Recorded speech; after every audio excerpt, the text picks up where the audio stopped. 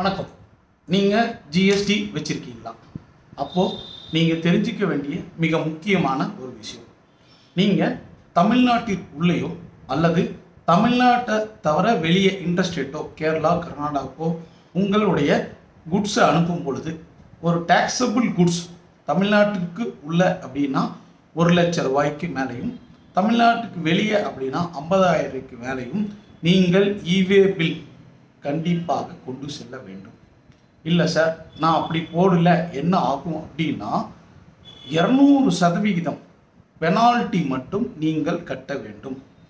சொந்த காசுல சூனிய வச்சுக்கிறவாங்கன்னு சொல்லுவாங்க. வேல்யூ மதிப்பு 1 lakh அப்படின்னா நீங்க 2 லட்சம் ரூபாய் தண்டனை தொகை பெனால்ட்டி மட்டும் கொண்டு செல்லும் சரக்கில் உங்களுடைய இவே பில் இல்லைன்னா உங்களிடம் அதிகாரிகள் வசூல் செய்வார்கள்.